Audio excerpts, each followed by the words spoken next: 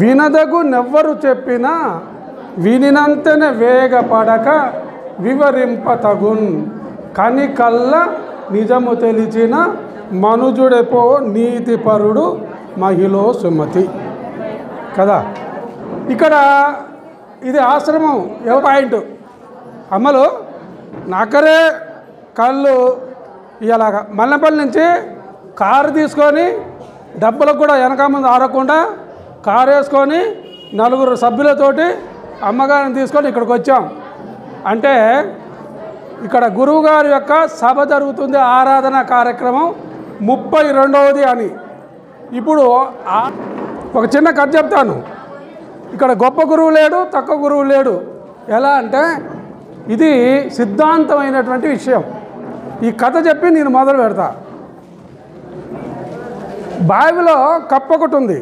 బావిలో చెప్పాలి, ఇది కథ. బావిలో కప్ప ఒకటి ఉంది. ఆ కప్ప ఎప్పుడు కానీ దాంట్లోనే ఉంది, దాంట్లోనే పుట్టింది, దాంట్లోనే ఉంది. అయితే ఒక కప్ప, అంటే కప్పలతో పాటు బెక్క అనే 5-6 కప్పలు ఉన్నాయి. పెద్ద కప్ప దానికి నాయకత్వం. పక్క బావిలో నుంచి ఒక కప్ప వచ్చింది. కప్ప వచ్చి దాంట్లోకి దూకింది. ఈ నాయకత్వం ఉన్నటువంటి కప్ప దాన్ని గుర్తుపట్టింది. ఏమని గుర్తుపట్టింది? అయ్యా నువ్వు ఇక్కడికి వచ్చావు కదా, మా బాయి కప్పవు కాదు, నువ్వు ఏ బాయి కప్పవు అని. పక్క బాయి కప్ప మాది, పక్క బాయి మాది. అయ్యా ఇక్కడ వీడియో జరుగుతుంది, వీడియో తీస్తున్నారు, అది యూట్యూబ్లో పంపిస్తున్నారు, అందరు జరుగుతున్నారు. గౌరవప్రదంగా అధ్యక్షుల వారు ఉంటే అధ్యక్షుల వారి సమక్షంలో మేము చెబితే మాకు కూడా, ఎందుకంటే బుర్హానుద్దీన్ పీఠం శాఖోపశాఖలుగా ఉన్నది కాబట్టి అక్కడున్న శిష్యులు కానీ అందరూ కూడా వింటారు. డయాస్ను ఎవరు కానీ డిస్టర్బ్ చేయడానికి వీల్లేదు. అయ్యగారు అందరికీ అందుబాటులో ఉంటాడు. పక్క కప్ప దాంట్లో దూకింది. అడిగింది ఎక్కడి నుంచి వచ్చినావు అని. ఎక్కడి నుంచి వచ్చావని అడిగింది. అడుగుతా అన్నది పక్క బాయ్ దాంట్లోకెళ్ళి వచ్చినా అన్నది. ఈ కప్పే ఉన్నదంటే, మరి మా బావిలోకి వచ్చినావు కదా, మీ బావి ఇంతే ఉంటుందా ఇంకా ఇంతకంటే పెద్దగా ఉంటుందా? మా బావి ఇంత లేదు, చిన్నదే. మీ బావి చిన్నదా అంటే మా బావే పెద్దది, అంటే నేను గొప్ప అని ఈ కప్ప అనుకుంది. తర్వాత 2 రోజులకు ఇంకో కప్ప 2 కప్పలు వచ్చినాయి. ఇంకో 2 కప్పలు వచ్చిన తర్వాత దాంట్లో దిగుతాయి. అరే ఈ కప్పలు 2 కొత్త వచ్చినాయిందని మళ్ళీ ఇది అడిగింది. అయ్యా నువ్వు ఎక్కడి నుంచి వచ్చినావు దీంట్లోకి అంటే, పక్క బావి అంటే మొన్న వచ్చింది పక్క కప్ప, ఆ బావి నుంచి వచ్చా. లేదండి మీ బావి పక్కన ఇంకో 2 బావిలు ఉన్నాయి, ఆ బావి నుంచి మీ ఇద్దరు వచ్చాము. సరే కరెక్టే, కానీ మొన్న వచ్చిన కప్పని అడిగితే మా బావి చిన్నదన్నది, మరి దీంట్లో దూకినావు కదా, మరి ఈ బావి కంటే మీ బావి పెద్దదా చిన్నదంటే లేదు మా బావి చిన్నదే. అంటే దీనికి మేమే గొప్ప అని ఈ కప్ప కనిపించింది. 2 రోజుల తర్వాత ఒక కప్ప వచ్చింది, కొంత పెద్ద కప్ప వచ్చింది. పెద్ద కప్ప వచ్చి దాంట్లో దూకింది. దూకిన తర్వాత ఆ కప్ప ఎట్లుందంటే రంగురంగులుగా ఉంది, రంగురంగులుగా ఉంది, ఒక తీరుగా ఉంది. అరే ఇది రంగురంగులు, దీని కథ ఏంది అడుగుదే అని అడిగింది. అయ్యా మీరు పక్క బావి నుంచి వచ్చారా, ఎక్కడి నుంచి వచ్చారా? 2 కప్పలు దూకినాయిగా, బావి నుంచి వచ్చాడు. లేదు నేను బావి నుంచి కాదు వచ్చింది. ఎక్కడి నుంచి వచ్చావంటే, నేను సముద్రం నుంచి వచ్చాను. ఎక్కడి నుంచి వచ్చావు? సముద్రం నుంచి వచ్చాను. అయ్యా సముద్రం నుంచి వచ్చావు కరెక్టే, కానీ ఆ సముద్రం మరి మా బావి ఎంత ఉంటుందా? ఈ కప్ప అడుగుతుంది. మా సముద్రము మా బావి ఎంత ఉంటుందా? ఉండదండి. అంటే ఇంతకంటే చిన్నగా ఉంటుందా? కాదు. ఇంతకంటే పెద్దగా ఉంటుందా? ఇంతకంటే పెద్దగా ఉంటుందంటే ఏమని చెప్పను? చెప్పు, ఏదో ఒకటి చెప్పు. ఇంతకంటే ఇంకా పెద్దగా ఉంటుంది. 2 అంతలు ఉంటుందా? లేదు. 3 అంతలు ఉంటుందా? లేదు. 1000 అంతలు ఉంటుందా? లేదు. ఎంత ఉంటుంది? ఎంత అని చెప్పను. ఎంతని చెప్పను. ఎంతని చెప్పండి చెప్పయ్యా. ఇది అంటుంది. ఎందుకంటే ఈ కప్ప బావిలో ఉండి పుట్టింది, దాంట్లో ఉంది, దాంట్లో పెరిగింది, ఎక్కడికి పోలేదు. ఇదే సముద్రం అనుకుంటుంది. ఈ బావినే సముద్రం వచ్చింది చెప్తే నేను చెప్పలేను ఆ సముద్రాన్ని ఇంతనంటే ఈ కప్ప అంటుంది, ఈ బావిలో నుంచి బయటికి పోని కప్ప, ఈ కప్పును చూసినావు, దీనంత అబద్ధం కోరు ఇంకోడని ఉన్నాడు. ఈ బావి కంటే పెద్దదన్న బావి అన్న అనాలి, లేకపోతే రెండింతలన్నా అనాలి. చెప్పలేనంత ఉంది సముద్రం అంటే ఏమనుకోవాలి? పచ్చి అబద్ధకోరు అని ఆ కప్ప నిర్ణయం చేసుకొని తానే గొప్ప అనుకుంటుంది. మనం అలాంటి చిన్న బావులు అనేటువంటి మతాల నుంచి వచ్చామా? అటువంటి చిన్న విషయం అనేటువంటి విషయంలోకి దూకామా? మనం దేంట్లో గురించి వచ్చాము, దేంట్లో నుంచి దేంట్లోకి పోయాము. సముద్రం నుంచి బావిలోకి రాలేదు, బావిలో నుంచి సముద్రంలోకి వెళ్ళాం. అచలులం, పరిపూర్ణులం. ప్రతి గురువు పూజనీయుడు. ప్రతి గురువు ఈ పీఠాన్ని అనేక చోట్లలో ప్రచారం చేస్తున్నారు. వాళ్ళ జీవితాలని త్యాగం చేసుకొని ఎక్కడెక్కడి నుంచో ఇక్కడ గురువులు వచ్చారు. బురానుద్దీన్ శాఖకు సంబంధించినటువంటి వాళ్ళే ఇక్కడ మాట్లాడుతున్నటువంటి ఈ శాఖకు సంబంధించినటువంటి వాళ్ళు బయట ఏం మాట్లాడుతున్నారు అని మీరు గ్రహించవద్దా? గ్రహించాలా లేదా? ఎవరేం మాట్లాడుతున్నారు? మన పీఠానికి ఏం పేరు తీసుకొస్తున్నారు? ఎలా ఉంది వీళ్ళ యొక్క శక్తి? ఎలా ఉంది వీళ్ళు నేర్చుకుంది? అనేక రాష్ట్రాలు, అనేక పీఠాలకు, అనేక చోట్లకు పోతున్నారే, వీరేం చెప్తున్నారు అని మనం తెలుసుకోవద్దు? అవునా కదా? మనోళ్ళమే ఇక్కడ ఉంది. ఇక్కడ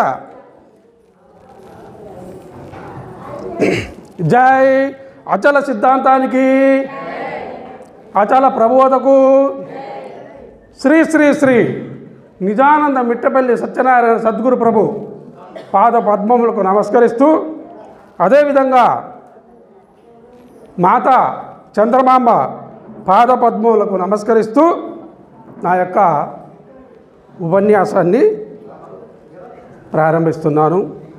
సభకు అధ్యక్షత వహించారు అంటే కోర్టులో న్యాయమూర్తి ఎలాగ ఉన్నారో ఈ యొక్క సభలో అధ్యక్షత వహించినటువంటి న్యాయమూర్తి, దైవమూర్తి బురానుద్దీన్ సద్గురు ప్రభుల యొక్క పుత్రరత్నము సభకు అధ్యక్షత వహించారు. ఈ నిశ్శబ్దం ఉండాలి. అధ్యక్షత వహించినటువంటి అచలానంద షేక్ బురానుద్దీన్ అబ్బాస్ ఆర్యుల వారికి పాదాభివందనం చేసుకుంటూ, అదేవిధంగా నా తోటి గురువులందరికీ కూడా ద్వాదశి వందనాలు సమర్పించుకుంటూ నేను కొన్ని ముచ్చటించను మీతోటి చెబుతా.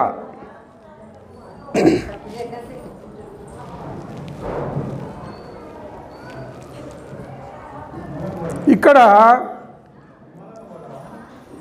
వివేక చూడమని అని ఒక గ్రంథంలో ఆదిశంకరాచార్యులు ఫస్ట్ శ్లోకము గురుస్థుతిగా చెప్తారు, తర్వాత శ్లోకంలో చెప్తారు, దుర్లభం మానుషదేహం వివేక మతి దుర్లభం. ఎందుకంటే చిన్నగానే చెప్తా, దుర్లభమైనటువంటిది ఈ మానవ దేహము. మానవ దేహం అనేది దుర్లభమే. మరి వివేకం అనేది, జ్ఞానం అనేది ఇంకా దుర్లభమైనది అని ఆ శ్లోకంలో చెప్తారు. మనిషిగా పుట్టడమే దుర్లభం. ఆ మనిషిగా పుట్టినటువంటి వాడు స్త్రీగా పుడతారు, మనిషిగా అది మగవాడిగా పుడతాడు, ఆడమగగా అనేటువంటి నపుంసకుగా కూడా పుడతారు. అంటే మానవ జన్మలో అంటే స్త్రీగా పుట్టినవాడు మనిషిగా పుట్టడమే గొప్ప, స్త్రీగా పుట్టడం ఇంకా గొప్ప, స్త్రీ కంటే పురుషుడిగా పుట్టడం ఇంకా గొప్ప, పురుషుడి కంటే ఇది వేదాల్ని చదివేవాడిగా బ్రాహ్మణుడిగా పుట్టడం ఇంకా గొప్ప, వేదాలకు అతీతమైనటువంటి బ్రహ్మజ్ఞానం అనేటువంటి వివేకాన్ని తెలుసుకోవటం అంటూ ఇంకా గొప్ప. ఒక పాయింట్ అయిపోయింది మంది. మానవ జన్మకు వచ్చాం, గురుపాదం పట్టుకున్నాం, వివేకం గ్రహించాం. ఈ గ్రహించినటువంటి వివేకము మనమే గ్రహిస్తున్నామా, ఇంకెవరైనా గ్రహిస్తున్నారా అనుకుంటే భగవద్గీతలో 7వ అధ్యాయంలో 16వ శ్లోకం చెబుతుంది. చతుర్విధ భజంతే మాం జానా సుకృతోర్జున ఆర్తి అర్ధార్థి జిజ్ఞాసు జ్ఞానీచ భర్తర్షభ. ఇక్కడ మనం ఉపదేశం అయ్యాం. అమ్మ నువ్వేదో ఏ ఊరు? మేము ఇక్కడ హైదరాబాద్ నుంచి వచ్చాం. ఉపదేశం అయినవా? అయినా. మీ గురువు గారు ఎవరు? ఆ గురువు గారు. మా గురువు గారు కదా. అంటే నువ్వు ఉపదేశం అయినా నేను ఉపదేశం అయినా నీది తినాలే నాది తినాలి. అంటే మనం నువ్వు ఉపదేశం నేను ఉపదేశం అయినావు. ఉపదేశం అయ్యి ప్రయోజనం ఏంటి? ఉపదేశం అయ్యి విమర్శన ఏం చేసుకుంటున్నాం అంటే ఈ భక్తులు, ప్రపంచంలో ఉన్నటువంటి భక్తులందరూ కూడా 4 రకాల భక్తులు ఉన్నారు. ఆపద వచ్చినప్పుడు భగవంతుని ప్రార్థించేవారు ఆర్తులు, అర్ధార్థులు కుటుంబం పోషణ కోసం, సంపాదన కోసం భగవంతుని అర్థించేవారు అర్ధార్థులు, జిజ్ఞాసులు అంటే ఏ పుణ్యక్షేత్రంలో ఏముంది, ఏ పుణ్యతీర్థంలో ఏముంది, ఏ స్వామి దగ్గర ఏముంది, ఏ గుళ్ళో ఏముంది, ఏ గ్రంథంలో ఏముంది, ఆ భగవంతుని తెలుసుకునే అన్వేషణ చేసేటువంటి వాళ్ళు జిజ్ఞాసులు. ఇదంతా చేసి తన అదృష్టం వలన దొరికి ఈ యొక్క ఉపదేశం పొందినటువంటి వాళ్ళు జ్ఞానులు. అంటే మనమందరం ఈ 3 కోరికలు సంబంధించినటువంటి వాళ్ళమా జ్ఞానులమా? చెప్పాలి. జ్ఞానులం. జ్ఞానులంటే మామూలు విషయం కాదు. ఏ జ్ఞానులం? బ్రహ్మజ్ఞానులం. బ్రహ్మజ్ఞానులు అంటే మామూలు విషయమా? మామూలు విషయమా? కాదు. ఎందుకు కాదు? జన్మనే జాయతే శూద్రః కర్మనే జాయతే ద్విజః. జన్మనే జాయతే శూద్రః కర్మనే జాయతే ద్విజః వేదయే జాయతే విప్రః బ్రహ్మజ్ఞానేన బ్రాహ్మణ. బ్రహ్మజ్ఞానేన మీరందరూ బ్రహ్మజ్ఞానం పొందిన వాళ్ళన్నా? అంటే మీరు ఎవరు? శూద్రుల, ఏది ద్విజుల, మరి విప్రుల, బ్రాహ్మణుల? అమ్మా వాళ్ళ ముఖం చూస్తే ఎంతటి తేజస్సు! ఆహా! బ్రాహ్మణ ముఖంలాగా ఎట్లా అవపడుతుంది వెలుగు! ఈ బల్బు కన్నా వాళ్ళ వెలుగు ఎంత బాగా అవపడుతుంది. శబ్దం ఏమైనా చేస్తున్నారా? బ్రహ్మజ్ఞానేనా? ఇప్పుడు మనకు అర్థమైంది మనం బ్రాహ్మణులం కాబట్టి ఇంతటి నిశ్శబ్దం. శబ్దం కూడా తప్పుపట్టను నేను. ఎందుకంటే శబ్ద బ్రహ్మ అన్నారు శృతి. ఓ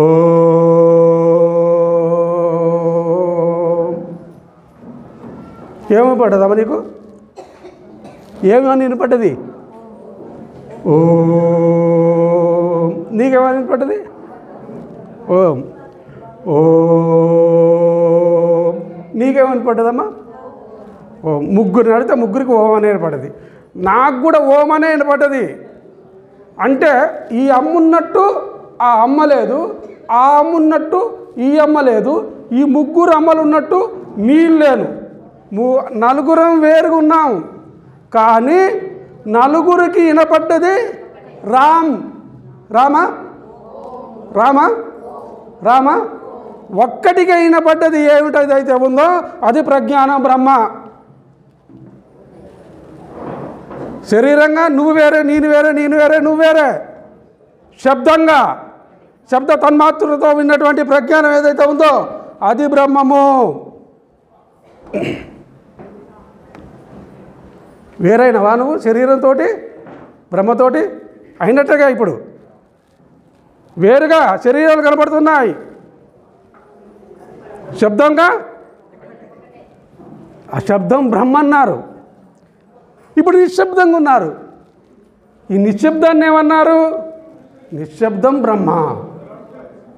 నిశ్శబ్దం బ్రహ్మ ఉచ్యతే. నిశ్శబ్దాన్ని కూడా బ్రహ్మే అని అన్నారు. కృష్ణమూర్తి అయ్య గారు, అయ్యా భోజనాన్ని పోతుర్రు, గజిబిజి గందరగోళంగా ఉంది, చికాకు ఉంది, మీరు మాట్లాడగలుగుతారంట. ఇప్పుడే నేను మాట్లాడతా. తినేవాళ్ళు తింటూ ఉంటారు, వినేవాళ్ళు వింటూ ఉంటారు. జ్ఞానాన్ని పొందిన వాళ్ళు, బ్రహ్మజ్ఞానం పొందిన వాళ్ళు, బ్రాహ్మణులు అయిన వాళ్ళ దగ్గర నేను మాట్లాడతాను. నాకు అని తీసుకున్నా, నేనే కావాలంటే. బ్రహ్మజ్ఞానం గురించి కదా మనం మాట్లాడుకునేది. ఏదో వేరే కూరగాయల ముచ్చట్లు, ఆ ముచ్చట్లు ఇన్నదే ఇంటలేదుగా, కొత్త విషయాలు చెప్తున్నాం. మానవ జన్మ అంత గొప్పది ఇంకొకటి లేదు, మానవ జన్మ అంత ఉత్కృష్టమైంది ఇంకొకటి లేదు, దాంట్లో బ్రహ్మజ్ఞానం పొందినటువంటి జన్మ ఇంకొకటి లేదు. ఇన్ని మంది భక్తులు ఉన్నా కూడా వాళ్ళకి వాళ్ళ కుటుంబాలలో కులాలు ఉన్నాయి, మతాలు ఉన్నాయి. అందరిలో కూడా భక్తి ఉన్నది. కులానికి సంబంధించిన కులదేవత ఉన్నది, మతానికి సంబంధించిన సిద్ధాంతం ఉన్నది. వాళ్ళ కులదేవతలను వాళ్ళు పూజించుకుంటున్నారు, మతాలకు సంబంధించిన సిద్ధాంతాల ప్రకారంగా నడుస్తూ ఉన్నారు. ఇక్కడ భక్తులు గాంధీ ఎవరమ్మా? ప్రపంచంలో ఉన్న వాళ్ళందరూ భక్తులేనా? భక్తులు కాని వాళ్ళు ఎవరైనా ఉన్నారా? అందరూ భక్తులే ఉన్నారు. కానీ జ్ఞానులైనటువంటి వాళ్ళు లేరు, జ్ఞానులైనటువంటి వారు లేరు. భగవద్గీతలో చెప్తాడు, వేలల్లో ఒక్కడిని నన్ను తెలుసుకోగలుగుతారు, వేలల్లో ఒక్కడు మాత్రమే నన్ను తెలుసుకోగలుగుతారు. అలా వేలల్లో తీస్తే ఇక్కడికి వచ్చినటువంటి కొంతమంది ఉన్నారే, వాళ్ళే మీరు. అర్థమైందమ్మా? మరి అటువంటి మీరు ఈ యొక్క బ్రహ్మ స్థితిని, బ్రహ్మజ్ఞానాన్ని పొందేటువంటి మీరు ఈ బ్రహ్మజ్ఞానం తెలుసుకున్నటువంటి దాంట్లో విచారణ చేయాల్సినటువంటి అవసరం ఏమిటి అంటే, పరిపూర్ణం అనగా ఏమిటి, ఎరుక అనగా ఏమిటి? పరిపూర్ణం అనగా ఆ యొక్క రెండు విషయాల్ని మనం చర్చించుకుందాం. ఏమిటంటే, బయలెప్పుడు పుట్టిగిట్టదు. అమ్మా, ఈ పద్యం నేను చదువుతుంటేనే మీకు వస్తుంది. బయలెప్పుడు పుట్టిగిట్టదు, బయలెప్పుడు ముట్టుకోదు బ్రహ్మాండములు, బయలెప్పుడు ముట్టుకోదు బ్రహ్మాండములు, బయలెప్పుడు నన్నెరుంగదు, బయలెప్పుడు నన్నెరుంగదు, బయలెప్పుడు చేయబోదు పనులెవ్వైనన్. చూసినవా? బయలు ముట్టుకోను అంటుంది. బయలు నేను ముట్టుకోను, మాట్లాడితే దాన్ని పట్టించుకోను. పరిపూర్ణం ఎట్లుంది? మీరు మాట్లాడినా నేను పట్టించుకోను, మీరు ముట్టుకున్నా నేను ముట్టుకోను. ఎలా ఉంది? బ్రహ్మాండమైనటువంటి బయలు ఎట్లుంది? ఇంకా పుట్టి గిట్టకుంటా ఉన్నది. అది పుట్టలేదు, గిట్టలేదు, పుట్టి గిట్టకుంటుంది. నేను బయలెప్పుడు పుట్టి గిట్టదు. పుడుతుంది ఎవరయ్యా? ఎవరు? మనం, జీవరాశులు. 84 లక్షల జీవరాశులు. మీరు అనుకుంటున్నారు 84 లక్షల జీవరాశులు అనుకోగానే 84 లక్షలు మన మనుషులా అనుకుంటున్నాం. కాదు, జీవులు. ఏ జీవులు?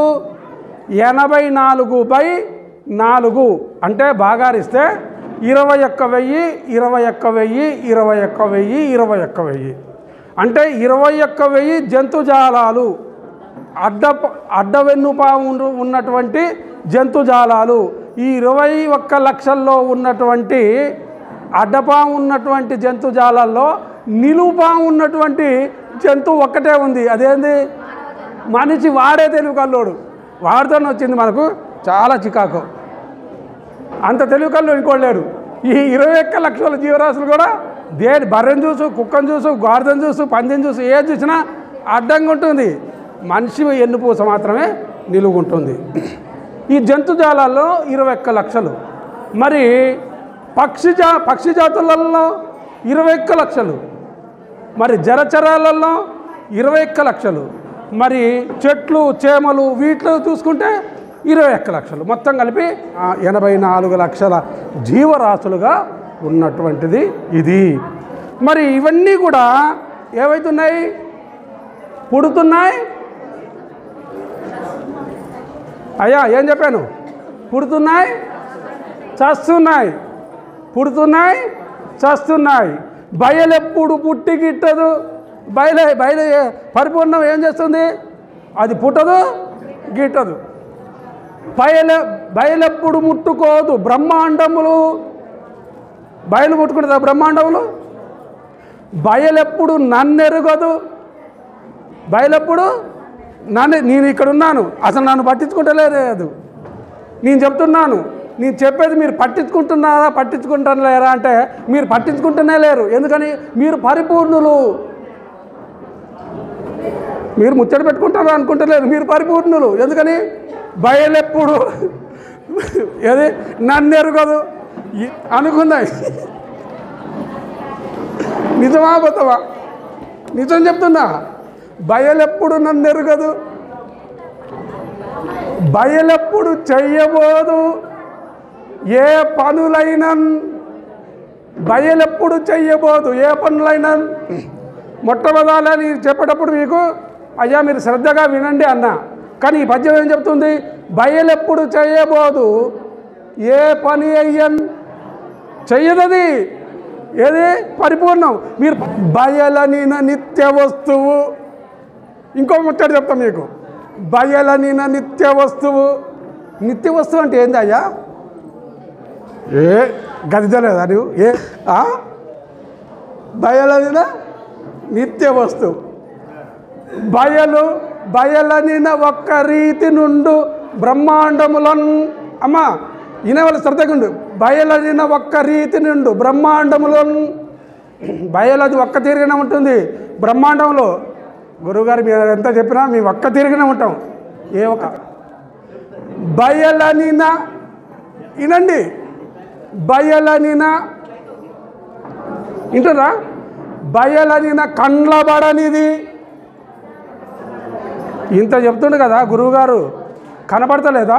మాకు ఎక్కడ పడుతుంది? పరిపూర్ణులు.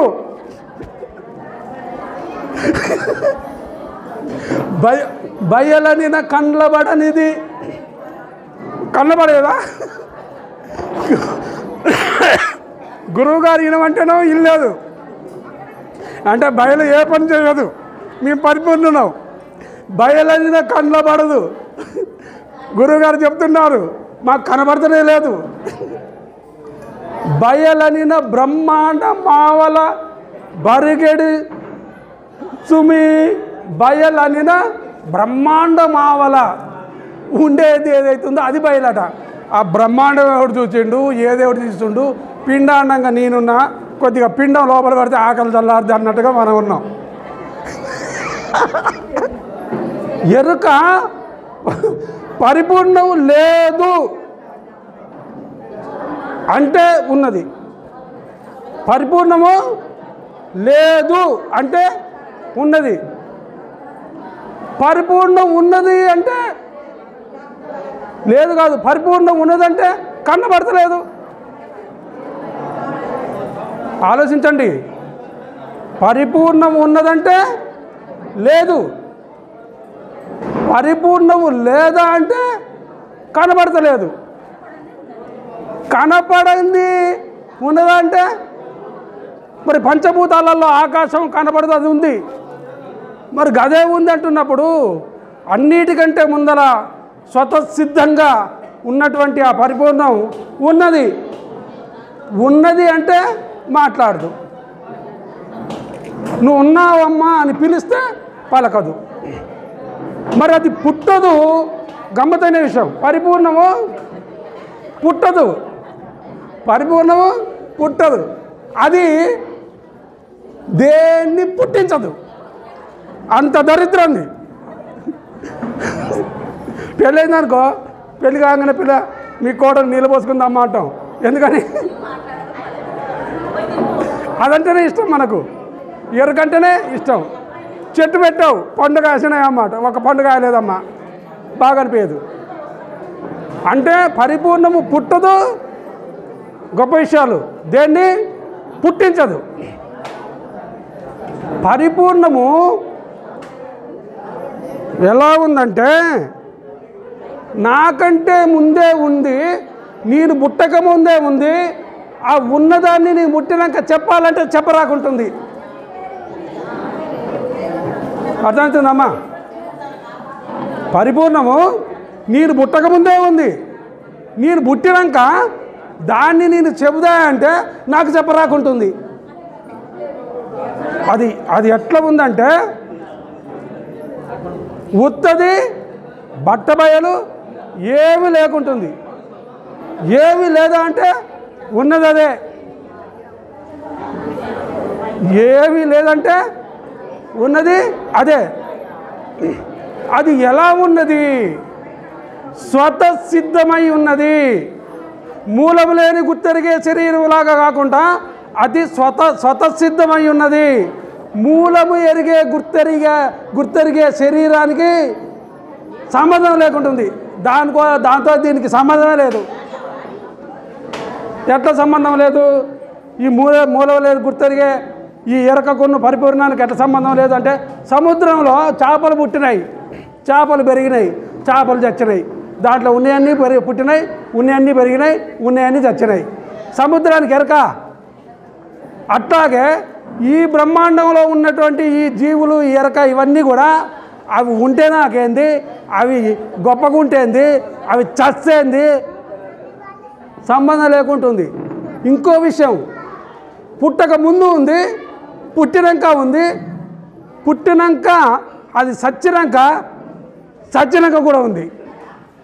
ఎందుకని అది సావు లేనిది. అర్థమవుతుందా? పద్యాలు, శ్లోకాలు, బట్టి పట్టిన పద్యాలు కాదు చెప్తుంది నేను. ఇంకెట్లుంది అయ్యా, మీరు బాగానే చెప్తున్నారు. ఇంకెట్లుందంటే ఒత్తి లేని దీపంలాగా ఉన్నది.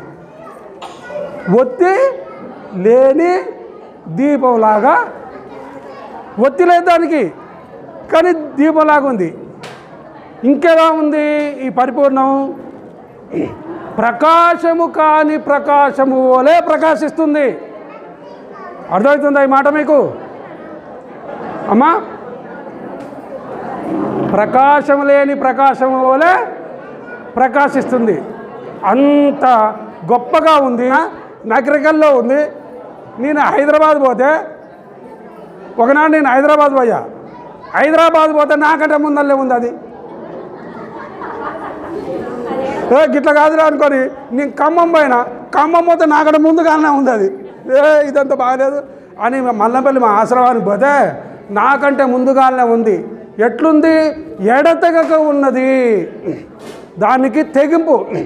ఎడతెగక ఉన్నది, ఒక్క రీతిగా ఉన్నది, ఒక్కటిగా ఉన్నది, దిక్కులు పిక్కటిల్లేలాగా అఖండమై ఉన్నటువంటిది ఏదైతే ఉందో ఆ పరిపూర్ణం ఉన్నది. ఇంత గొప్ప మాటలు చెప్తుండే తినటానికి పోయిన వాళ్ళు మళ్ళీ వచ్చి వింటారా నా మాటలు? ఉన్నోళ్ళు ఎంత గొప్ప మాటలు వింటారు? ఎరుక స్వతసిద్ధమై మూలం లేని గుర్తెరిగే శరీరం ఏదైతే ఉందో దానికి సంబంధం లేకుండా ఉంది. ఏ సంబంధాలు లేకుండా ఉంది. ఇంకా ఎలా ఉందంటమ్మా? ఇంకా ఎలా ఉందంటే మాటకు అందకుండా ఉన్నది. అది ఆడ కాదు, మొగ కాదు, ఆడ మొగ కాకుండా ఉన్నది. స్వజాతి కాదు, విజాతి కాదు, ఏ జాతి కాకుండా ఒక్క తీరుగా ఉన్నది. దాని అనుభవాన్ని ఎలా చెప్పాలి అంటే అది అనుభవము కాని అనుభవంగా ఉన్నది ఏదైతే ఉందో అది పరిపూర్ణము. నాకు తెలిసినటువంటి 4 మాటలు మీకు చెప్పాను. మీరు శ్రద్ధగా, సంతోషంగా, ఆనందంగా విన్నట్టు నాకు అనిపించింది. చాలా సంతోషం. ఎందుకంటే పోయినోళ్ళు తినటానికి పోయినారు, ఉన్నోళ్ళు ఇంటానికి ఉన్నారు. చాలా సంతోషం. జయ సద్గురు బ్రహ్మ మహారాజ్కి.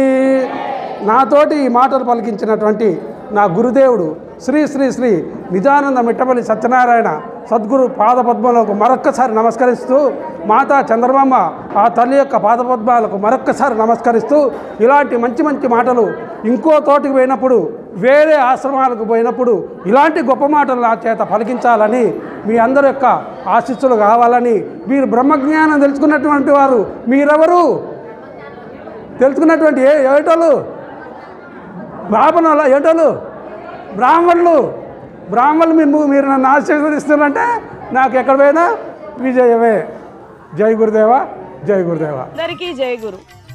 మరిన్ని ఆధ్యాత్మిక రహస్యాల కోసం అచల బోధ, ఆత్మబోధ, భగవద్గీత, అలాగే పండుగల్లో దాగిన అర్థాలు, అంతరార్థాల కోసం మరియు యోగము, ధ్యానము మొదలైన అనేక ఆధ్యాత్మిక తెలుగు ప్రవచనాల కోసం క్రింద ఉన్నటువంటి రెడ్ కలర్ సబ్స్క్రైబ్ బటన్ను క్లిక్ చేయండి. అలాగే ప్రక్కనే ఉన్నటువంటి గంట సింబల్ను నొక్కండి. అలాగే ఈ వీడియో మీకు నచ్చినట్లయితే లైక్ చేయండి మరియు షేర్ చేయండి. జై గురు.